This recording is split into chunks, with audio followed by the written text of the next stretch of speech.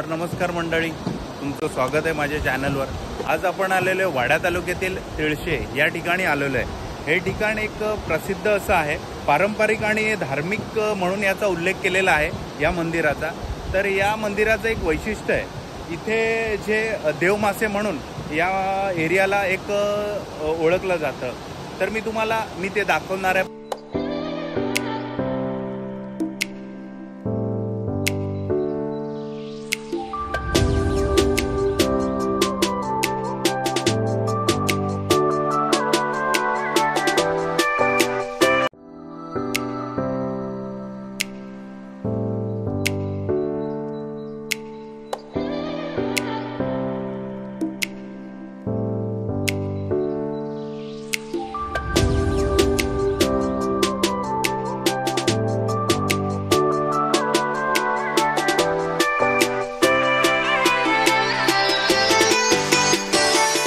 तिळसेश्वर या ठिकाणाचे देवमाशांचे महत्त्व असं आहे की किती पुराला किती पाणी आले तरी ते मासे त्या जागेवरून हलत नाही। जसं की त्या मंदिराच्या खालच्या बाजूने मोठी पोकळी आहे, त्याच बाजूला ते मासे जातात।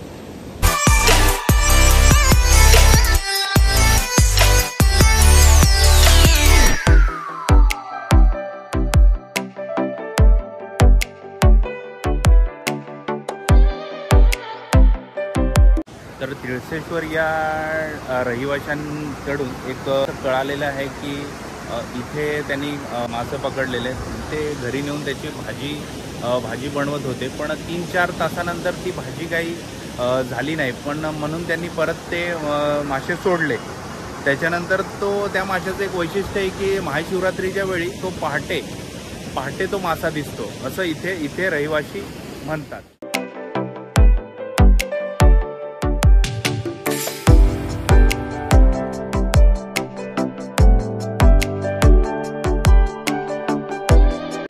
तिळसा हे एक महाशिवरात्रीसाठी मोठं असं एक प्रसिद्ध ठिकाण मानलं जातं। या ठिकाणासाठी वाडा तालुका, भिवंडी तालुका आणि शहापूर तालुका या ठिकाणासाठी मोठे भाविक ही गर्दी करतात। तिळसेश्वर या ठिकाणाचं अजून एक महत्त्व आहे, इथे दशक्रिया व विधी असंही केले जातं।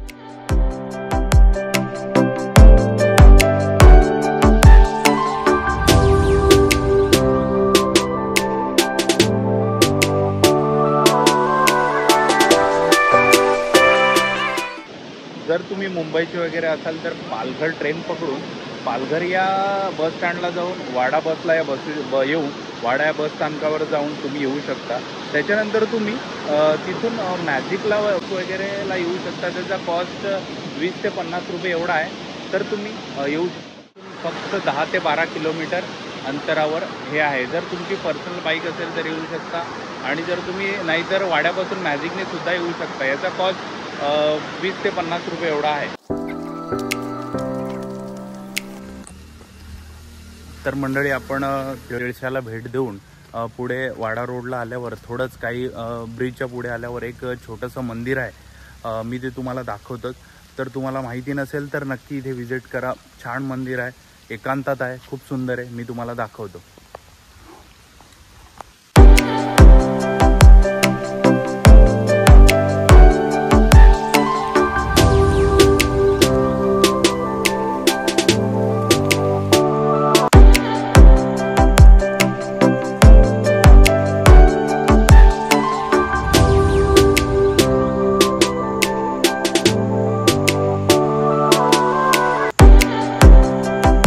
तर बघू शकता तुम्ही किती छान मंदिर आहे।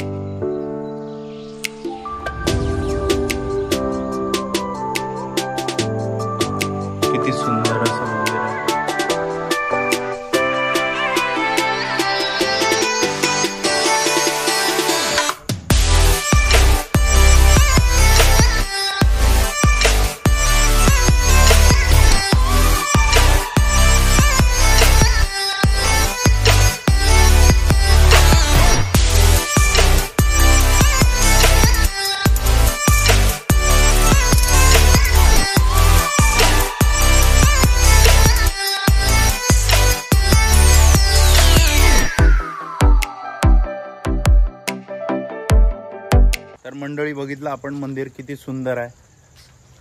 थोडंसं अंतर वाडा रोडला, जास्त नाही, एक ब्रिज सोडला की थोडंसं काही अंतर, त्या अंतरावरच एक छोटंसं मंदिर आहे. व्हिजिट करा, खूप छान मंदिर आहे. मंडळी अशा प्रकारे मी छोटासा प्रयत्न केलेला आहे मंदिराबद्दल माहिती देण्याचा. तर तुम्हाला आवडलं असेल, ब्लॉग आवडला असेल तर नक्की लाईक करा, सबस्क्राईब करा आणि शेअर करा. तोवर भेटू पुढच्या ब्लॉग.